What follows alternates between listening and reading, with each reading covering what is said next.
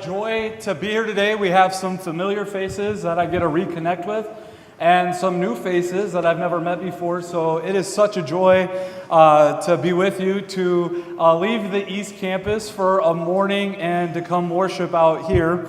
And it's especially fun because we are concluding our Who Are You series. Starting next week, we're going to deep dive into Jonah, and we'll have study guides available for you. But we're going to look at one more character within Scripture. And over the last few weeks or couple months, we've looked at some lesser-known characters. Last week, we looked at Jethro. And today, we're going to look at a really lesser-known individual, Hepzibah.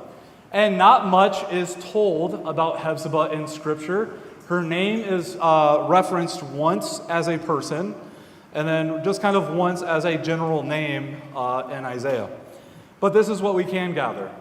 We can gather from the beginning that she is the wife of Hezekiah. And Hezekiah is a good king, we see in 1 Kings chapter 18. And he does some good things. He did what was right in the eyes of the Lord. He removed the high places. He smashed those sacred stones, and he cut down the Asherah poles, which were to worship other gods. At the end of 1 Kings chapter 18, it's told us that he held fast to the Lord and did not stop following him, and he kept the commandments that he had given Moses. We see that Hepzibah is the mother of Manasseh, the heir to the throne after Hezekiah passes away. And we would like to think that Manasseh is going to continue to do the work in which his father did, but he does the exact opposite. You see those poles that he cut down, he rebuilt. He replaced the high places. In 1 Kings chapter 21, Scripture tells us this: he did evil in the eyes of the Lord. He followed the detestable practices of the nations that the Lord had driven out. He rebuilt those high places, erected altars to Baal, made Asherah poles, and even in the temple where they worshiped the Lord, he would put idols and altars to the starry host, and he would do much evil in the eyes of the Lord. Goes on to say that his son Amon would continue his path, and as we learned about Josiah earlier this summer, we learned that Josiah would bring about reform. But that wouldn't happen until Hepzibah's great-grandson. And then we see from Isaiah, we see this name Hepzibah come out. And it means my delight is in her. For Zion's sake, I will not keep silent. For Jerusalem's sake, I will not remain quiet till her vindication shines out like the dawn, her salvation like a blazing torch. The nations will see your vindication, and your kings all your glory. You'll be called by a new name, by the mouth of the Lord will bestow. You will be a crown of splendor in the Lord's hand, a royal diadem in the hand of your God. And no longer will they call you deserted or desolate, but you will be called Hepzibah, and your land Beulah, for the Lord will take delight in you, and your land will be married. We see that in Isaiah chapter 62. This chapter is going to focus on the future glory of Jerusalem, the restoration of the people of Israel. It speaks to a commitment that God has to Jerusalem and the promise of salvation and restoration to his place. As I was looking at this week and what we're about to do here during our sermon time, and spending time at Abide yesterday with a group of people, we can understand that God's timing is always amazing. You see, earlier this spring, we had this sermon series laid out, and we fleshed it out where Hepzibah would be the last individual we look at in this series. And it was just a few weeks ago that we extended the offer to have Ron and Twany come out here as they came out to our East Campus earlier this summer. And in Isaiah 62, it's talking about the restoration of Jerusalem. And what we're doing with Abide, it's talking about the restoration of not only North Omaha, but the restoration of our city. So at this time, I have Ron and Twany come up here. They're going to join me. And we're going to talk about what's going on at Abide and how we can participate alongside them with the lighthouse that you guys have heard so much about. Scripture, I feel like I'm really far away from you guys this time. Scripture doesn't go into a lot of detail for us, and we can only assume that by human nature, how we would feel, that Hepzibah had to be in some type of mourning, or Hepzibah had to have some kind of broken heart over the way her son and her grandson went away from, most likely, the teachings of her husband and of her. They turned away and they would see this evil going on. And in some way, we are Hepzibahs in people's life. We might have kids or grandkids or neighbors or friends who they grew up in the faith, they grew up in the church, they hit a certain age or they hit a certain friend group, and all of a sudden they have walked away from the faith. And we see evil things going on in their life, we see evil things going on in our world, and we are simply heartbroken. So Ron and Twany, you guys have been in North Omaha now for 35 years. We got the dates right today. Yesterday we were confused on anniversary dates and dates of moving, but we got them right today. And so let's go back like 35 and a half years ago, right before you guys move in to where you're located now. Why? Yeah. Why did we move there? Or why did you guys move? I didn't move in with you. Why did you guys move there? That's right. Well, we didn't expect to move to North Omaha. My husband and I, we had lived in the rural community for over 8 years. He was an engineer for 8 years. And we just felt a call for God, that God was calling us to go on the mission field. And we thought the mission field was in a different country. And at the time, we had 5 children. I think they were 5, 4, 3, 3, 2. And today, we end up having 14 children, but we had 5 children at the time. And we felt this call, and all of a sudden, there was this opportunity to move to North Omaha. And we had decided that we would go anywhere to wait to see where God was calling us, except North Omaha. And God planted us in that area, and we've been there for 35 years. So we've talked about kind of our city's view of North Omaha, and you guys kind of had that same view at one time. We'll go anywhere but there. So this is 2-part, and you answered it well last time too. So last time it wasn't 2-part; it's kind of one. But what have you been the most heartbroken over in your personal life regarding your views on North Omaha and our societal views on North Omaha? Right. And then also just within your neighborhood, what's the most heartbroken things that you guys have seen outside of you personally? So as Christians in the city that were disconnected from North Omaha, we had a view of North Omaha. In fact, if I were to ask you, where's the most dangerous place to live in our city, we would have been first in line saying it's North Omaha. Obviously, years later, we know that the most dangerous place to live is outside the center of God's will, that God has a plan for each one of us. And I think that's what we felt compelled, was this plan that God had for us. But if you were to ask me when I was a chemical engineer, Ron, what are you broken over? I could not have described anything. God moved us into North Omaha, and it didn't take long before we start to get to know the neighbors. And the brokenness that they were experiencing was pretty intense. I'm from rural Iowa, population 300. Anybody from rural Nebraska, Iowa, right? I said, what is God thinking moving me into North Omaha, right? But what happened was so powerful. Moving to North Omaha, I tell people all the time, if we ever, which we didn't, but if we ever moved to the inner city to transform the brokenness of the inner city, what a joke. Because it was the brokenness of the inner city that transformed us. I oftentimes say that I had invited Jesus into my heart, but for the very first time in my life, I felt like Jesus was inviting me into his heart. And what he was broken over, I started feeling broken over. And we had several tragic events happen in our neighborhood. Everything from the gunshots and the addiction challenges to the trauma of abuse to, sadly, the murder of several of our little neighbor kids. And, God uses that, as sad as it is. In this case, he used it to break our hearts. And when you start to have a heart that is changed like that, you will give your life away.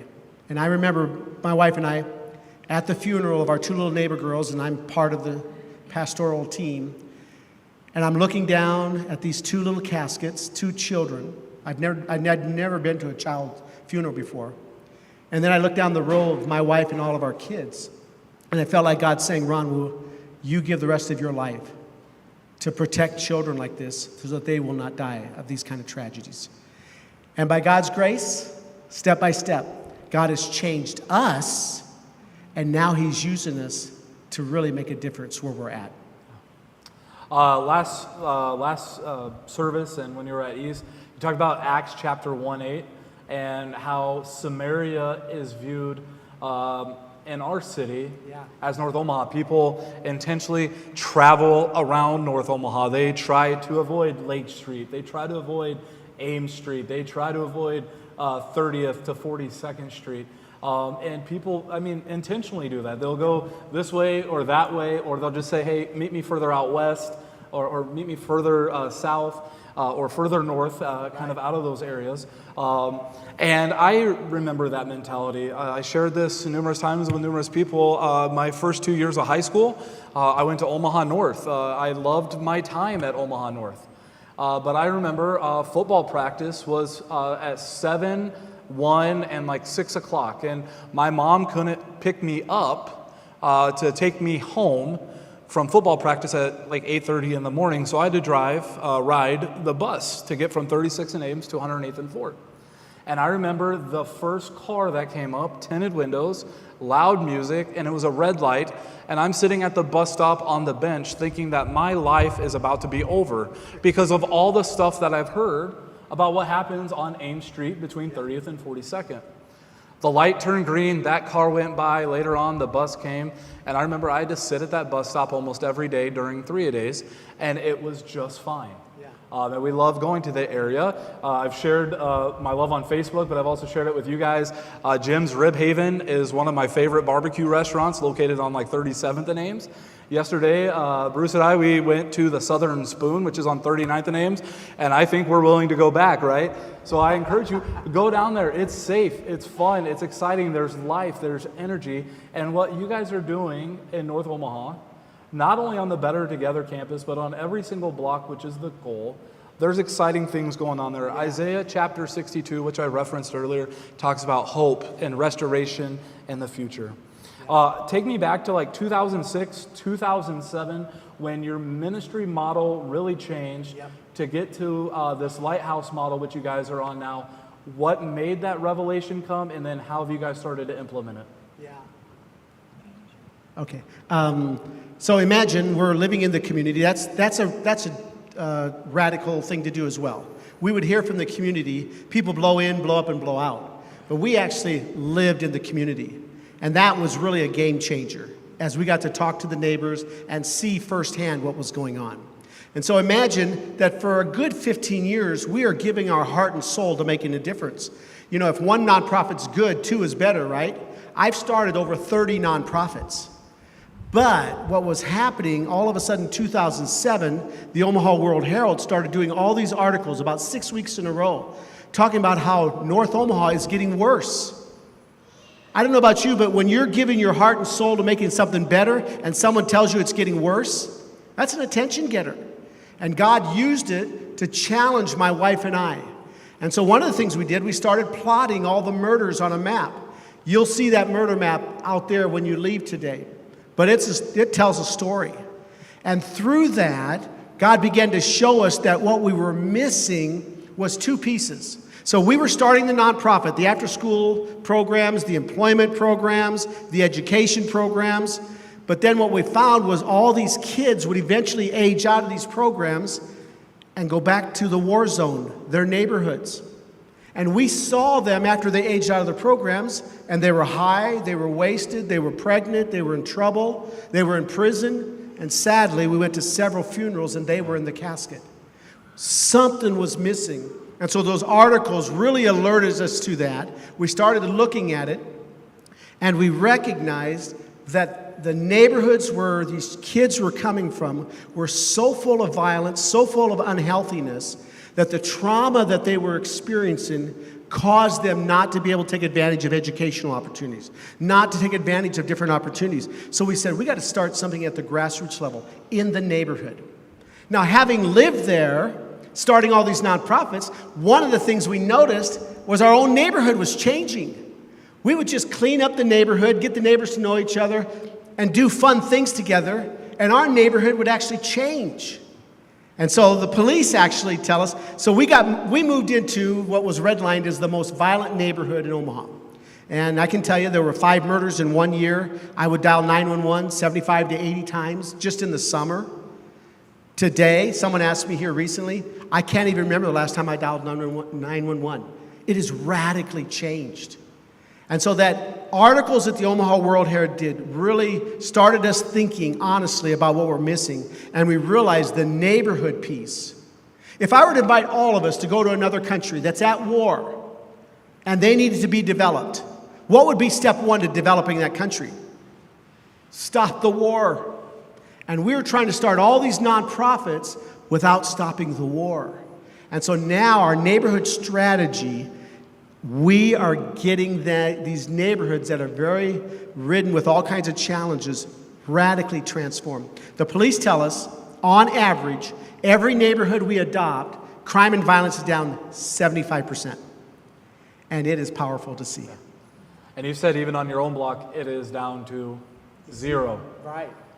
So that's amazing. And this World Herald thing, it is so important to them that in their Christmas room, next to the map that you'll see out there that is filled with red push pins, that's hanging up in their Christmas room. But what's hanging next to that is the cutout of the Sunday World Herald that has those statistics on it. One person on our tour yesterday pointed out that in the top 5 cities were Madison, Wisconsin, and Omaha, Nebraska, in the top 5 cities in the whole United States with child poverty and crime. Who would have ever guessed that Omaha, Nebraska would be in the top 5 for that?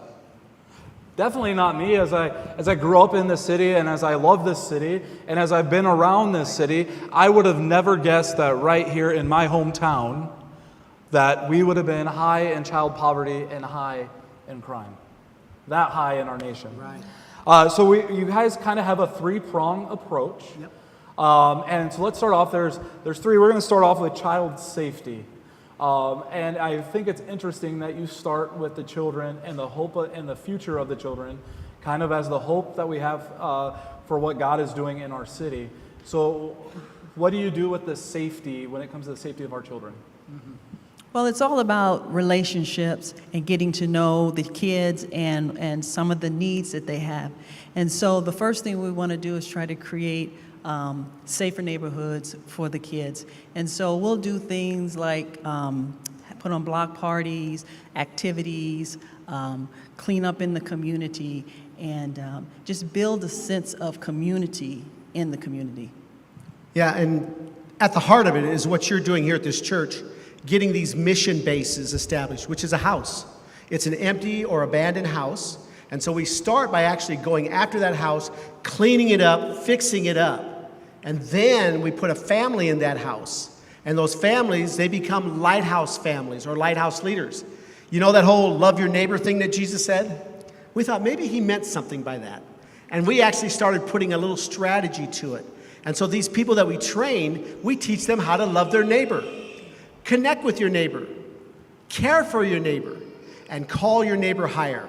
And so step by step, as we've gone into these neighborhoods, fixed up the house, put those families in, started doing lawn mowing and picking up trash in the neighborhood, putting on block parties and having fun, neighbors get to know each other. All of a sudden, within a year, that neighborhood starts turning around. And that's where the police tell us, every neighborhood we adopt, crime and violence is down, on average, 75%. So oftentimes we're in meetings with them, they'll look at us and say, could you take on this neighborhood? Could you take on this neighborhood? And it's been exciting to see what God's doing. That's amazing. So then we move to hope. So we start with safety, and then we go to hope. And, you know, if you've been around, and you're going to talk about this here in just a second, kind of the trauma-induced lifestyle or life that they've been a part of. The block parties, they bring joy. Yeah. I don't know about you guys, but when I mow my lawn, maybe I'm just weird. When I mow my lawn, I go across the street and I look at my house, I look at my lawn, I smile, I pat myself, good job, because everybody that drives by my house, they realize, man, this guy really cares about his house. Right. We make sure we maintain our house, because when people drive by, that's a well-maintained house. We take pride in our house. We take joy in the stuff that we do, so it's welcoming to people. So how do you deliver hope to children? Yeah, that's good. Well, there are several things living in the community as we get to know the families and the kids. We create opportunity on our campus. So we have a campus that offers a lot of different activities, after-school activities, job employment, counseling, and those kind of things. And these are the kind of things that will create hope in people so that they can continue to reach their God-given potential. Right. I think that the word hope, look at your neighbor and say hope. Can you look at your neighbor and say hope? Hope. I got you off guard, didn't I? The word hope, some of us just take it for granted. But when you're in a community that's hopeless, you realize that no matter what kind of services you provide, if you don't address the hopelessness, I mean, you can give food, you can give houses, you can give jobs, but what we discovered is that's service providing, and that's good and it's needed, but we actually realize that we got to do a lot of culture building. We got to turn the hopelessness into hope. And so that's the reality behind much of what we're doing. We start with the safety, but then when we get them on the campus, we get them to become part of an education program, an employment program. They could actually get a job. Anybody know computer coding in here? That's an example of a program we started about a year ago with 50 students. We now just got it doubled to 100 students. They have hope that they could actually get a job. But I say this at the end of the day, you and I, we love people that do social good, right? They do social services that are good and helpful. But you and I, we are about soul good. Bible says, what does it profit a man he gains the whole world and loses his soul? You and I can bring hope in a way that other organizations can't. And that is really the game changer. So we provide safety in the neighborhoods. Then when we actually get them into the campus, that's where we start to really instill hope. And it's through basketball programs. It's through a dance program. You'll see the picture of the little dance. I said, talk about cuteness alert. But to inspire hope on the campus is really our hope. Yep. So we go from safety to hope, then to potential. Yeah. Get them, get in their neighborhoods, get them on the campus, and then get them plugged in to a local church. Yes. It is amazing. So the local church plays such a pivotal role, and we're going to learn here just in a little bit too, part of that pivotal role we can play. So kind of as we start kind of wrap it up just a little bit, how many lighthouses do you guys currently have on how many blocks? So or 50, sorry. Yeah, so 50 lighthouses we've done in the last 16 years. And then as we started this year, we felt like God really challenging us with a big faith-stretching goal of doing another 50 in the next 4 years. What we did the last 16, we feel like God's calling us to do in the next 4. And so that will actually, every lighthouse handles about 3 neighborhoods. There are 735 neighborhoods in North Omaha. And so literally we're in about 150 neighborhoods now. And after this 4 years, we hope and pray to be in 300 neighborhoods. We encourage you to take one of these cards. This is a commit, but also just to pray. There's 50 houses on here. 3 of them are lit up blue so far, but just pray over the houses, the homes that will become available in the near future that these lighthouses can be made. Also on the back has their impact report on the leadership network, the Better Together campus, church plants, and neighborhood impacts. So we encourage you to take this, pray about it, think about it, or just simply pray over it. Lastly, I want to get to what does true restoration look like? What is the hope of these lighthouses? I know what it is, but tell them from your guys' mouth, what is your hope with these lighthouses and what true restoration in Omaha would look like? Mm-hmm. So I shared at the last service a couple weeks ago, we had a huge block party. And what we have is our lighthouse leaders in our community, we go out and we build relationships and we invite them to this block party. And at this block party, we're having a lot of fun, and we're inviting them then to be a part of the church that we have on Sunday. And so a couple weeks ago, the block party happened, the invitations went out. We had people from the block party, from the community, come to church, and we got a report that we know for sure one person gave their life to the Lord. Yeah. And that's our whole desire, is to give people the opportunity, the hope, to have a relationship with the Lord. That's right. The Bible says, after everything's said and done, 1 Corinthians chapter 13, verse 13, after everything is said and done, there are three things remain: faith, hope, and love. And the greatest of these is love. As we love our neighbors and inspire them with hope, we have been so blessed to see many of them give their life in faith to Christ. And their lives are radically turned around. People coming from prison, people coming from the streets, seeing God change lives. That's what it's all about, changed lives. And the dream is that, Ron said earlier too, that people will fly into Omaha because they want to see what's going on, because we want to see a city with no inner city. Yeah. And what's really cool is even these practical things that they're doing, connecting with your neighbors, calling them to a higher purpose, is something we can do each in our own neighborhoods too. Yeah. It's something we should be doing practically, right? We should be connected. What I love is I have 4 neighbors, 2 on either side of us and 2 across the street. We get together once a year. We see each other out all the time and we talk. We get to another driveway. But once a year we get out. One lady works for Omaha Steak, so she buys all the meat. One person grills. We set up our driveway for everybody to come over. One person brings this and one person brings that. And we just sit out in our driveway and we connect and we call each other a higher purpose. And what's really cool is when we're out of town or when we're doing something, our neighbors are watching our house, we're watching their house, we're seeing what's all going on. And so we can do this practically in our own neighborhoods, as well as, if it comes up here, the lighthouse. So this is the lighthouse that LCM, the match over the last couple of months we've been talking about. This is the lighthouse. It's at 4526 North 39th Street. And I was back there in May, and progress has already been made. There's a new fence. There's a new driveway. There's still a lot of work that needs to be done on the inside. There's still a lot of work that needs to be done on the outside. And I want to give you an update on our match, where we're at. That a couple from church has set forth the match of $50,000 earlier this year in May.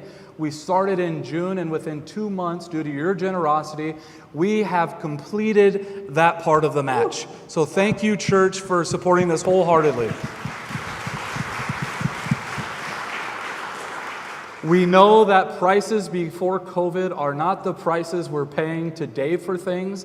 Ron has said that he could get a house fairly cheap in 2019 or before, but so many people have gone in. He told this statistic: 7 out of every 10 homes in North Omaha is owned by somebody outside of North Omaha. So rent has gone up, or they've gone in, flipped a house, sold it, or having it for rent purposes.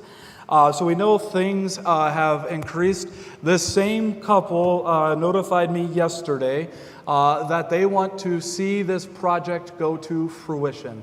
They want to see the whole project paid for and entirely, so that at some point next year, lighthouse leaders are able to move in. So they have added for us an additional $25,000 to match to take care of the full property, to get it going, to relieve the cost from Abide, and to get a lighthouse leader involved in there. So we are excited about that opportunity. So we're going to continue this, and we'll continue to update you every week, kind of where we're at, and then when that match is completed.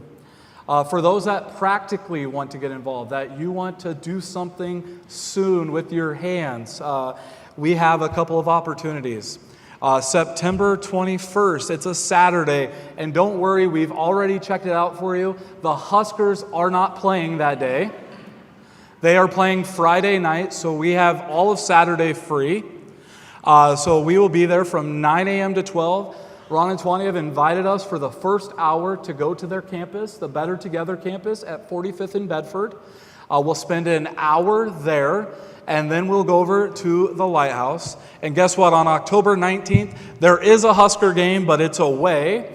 and some of us might not want to watch it because they do play Ohio State. So, no matter what time the game is, we can still go down from 9 a.m. to 12. We'll be at the house the whole time. And what can we do there, you're probably wondering. If you are good with your hands and like to do construction, we will have opportunities for construction work to be done on the house. Gary and Norma, who've done a lot of Habitat for Humanity, were with our group yesterday. They're very construction-minded, so they will kind of have opportunities, as well as we'll hear what needs are being met by the time we get down there. If you're like me and you do not care for construction projects, or you're not good at them, but you're good at landscaping or yard work or picking up trees or whatever, you can join me outside the house with a lawnmower and a weed whacker, and we can start at that house, and then we'll talk to neighbors as well. If you do not want to do construction work or yard work, but as one lady said at the East Campus after service when you guys joined us on Father's Day, I make one heck of a cookie. We need you too. Ron and Twany said some of the best things we can do the first time we're down there is to take some cookies and go knock on doors, hand them to neighbors, just get to know their names and get to know them, so that when a block party comes up or when we're at the house more, that they might feel more comfortable with us. So we'll have opportunities on a sign up for you to make cookies and tell you where they need to be delivered so we can take them down. And then a group of us can go walking and knocking on doors and getting to know some neighbors for some outreach. So not only do we have like a financial investment in this house or with Abide, but what's awesome is we have an every day, every month, every year mission opportunity right here in our own city. And not to pat ourselves on the back, not to pat Abide on the back, but to sit there and simply give glory to God for what He's doing. Ron and Twany, I think you guys will be out for a few minutes following service. There's books out there, there's flyers out there, there's the map out there, there's the really cute picture of the girls from the dance company out there. We ask that you take a few minutes and get to know them, share your name, and just really feel their passion one-on-one. You can really feel it. You can probably feel it now, but you can even feel it more when you're in a one-on-one conversation with them.